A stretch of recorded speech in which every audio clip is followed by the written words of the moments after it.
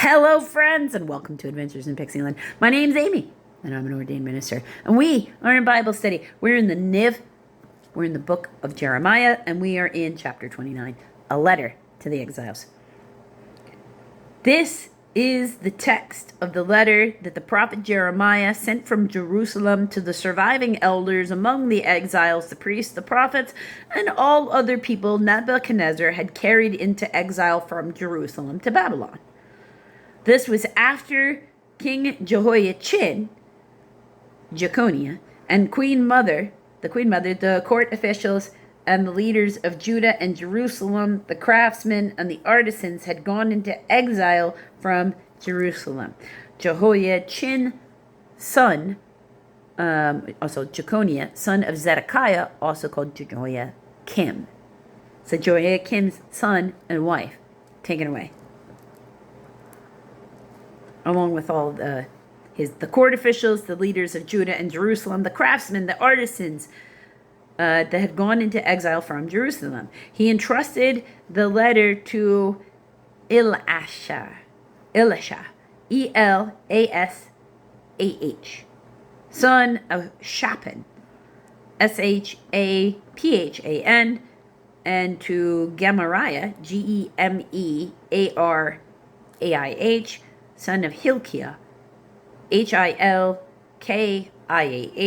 whom Zedekiah, king of Judah, also called Jehoiakim, sent to Nebuchadnezzar in Babylon. It said, "This is what the Lord Almighty, the God of Israel, says to all those I carried into exile from Jerusalem to Babylon.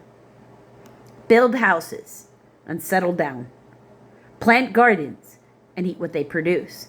Marry and have sons and daughters. Find wives for your sons and give your daughters in marriage, so they too may have sons and daughters.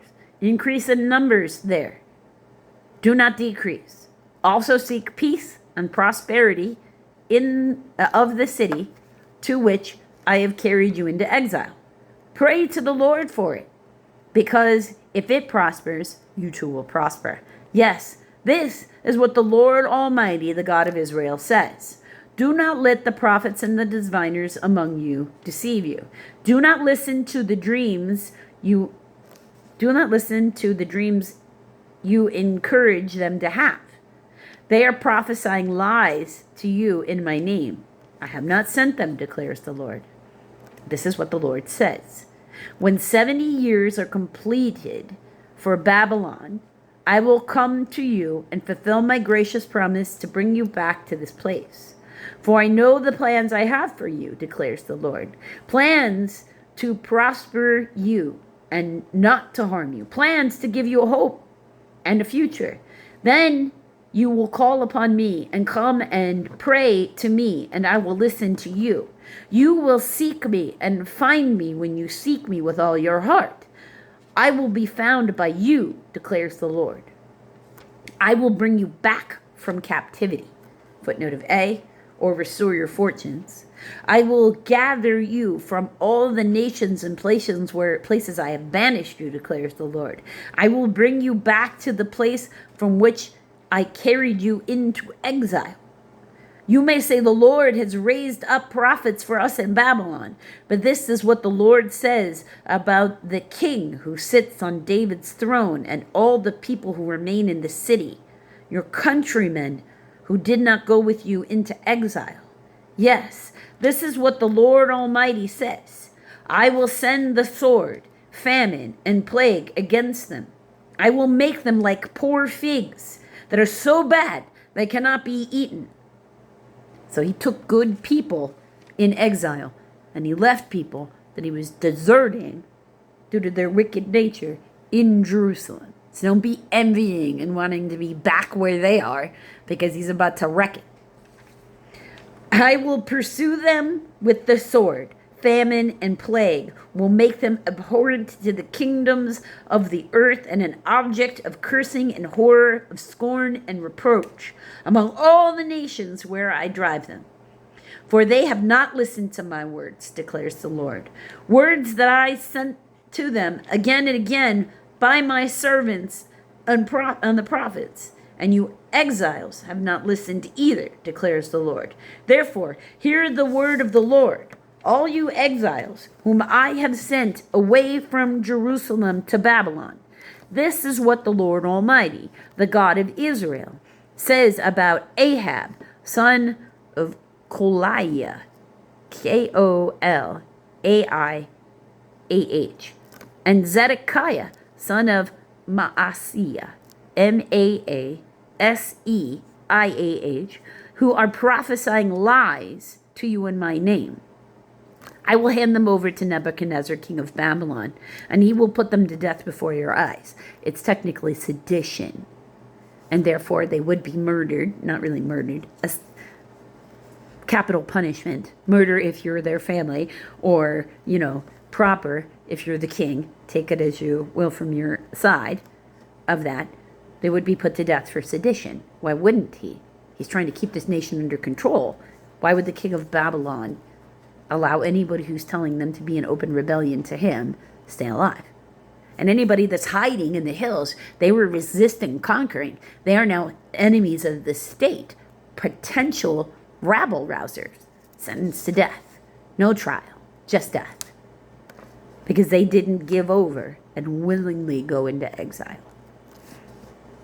Because of them, all of the exiles from Judah who were in Babylon will use this curse. The Lord treats you like Zedekiah and Ahab, whom the king of Babylon burned in the fire. For they have done outrageous things in Israel. They have committed adultery with their neighbors' wives, and in my name have spoken lies which I did not tell them to do. I know it, and I am witness to it, declares the Lord. So, flat out saying what their sins are. And remember, this is a turning point. These people in exile, truly believing that they are in exile for worshiping multiple deities, pantheons, instead of the singular monotheistic living God. They are making that full belief that that is bad is a turning point in Judaism that makes it monotheistic. BC era, nobody was monotheistic. This is the starting point. If they didn't believe that they were truly being punished, then monotheism might not have happened. Message to Shemaiah, Shemaiah. Tell Shemaiah the Nehelamite, Nehelai,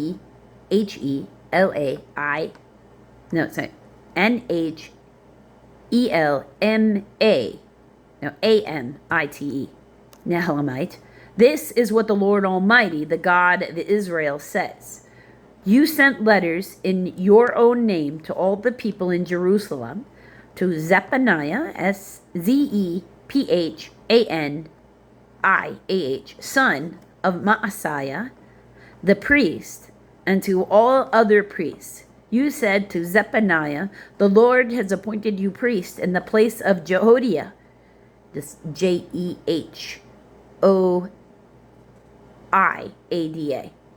to be in charge of the house of the Lord. You should put any madman who acts like a prophet into stocks and neck irons. So why have you not reprimanded Jeremiah from Anatoth, Anathoth, who poses as a prophet among you? Ooh.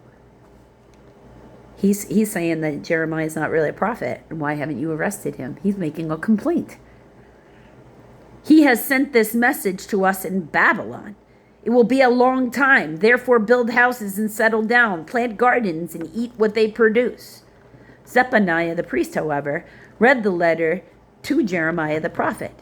Then the word of the Lord came to Jeremiah. Send this message to all the exiles. This is what the Lord says about Shemaiah, the Nehelamite, because Shemaiah has prophesied to you, even though I did not send him, and has led you to believe a lie.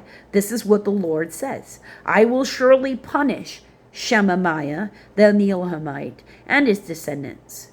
He will have no one left among this people, nor will he see the good things I will do for my people, declares the Lord, because he has preached. I will do for my people, declares the Lord, because he has preached rebellion against me. So he considers killing off this person who is preaching lies. God considers this a service to his people. So again, careful with what messages you say are directly from God or not. Very careful with this is the word of the Lord, or trying to make trouble for other people because you think you know. If God didn't put it with your two little hands to give you power to do it, then maybe it's just not yours to do. Right? Only do as the Lord directly says. The next video, Restoration of Israel, chapter 30 of Jeremiah. I hope you join me for that one, friends. Till the next video.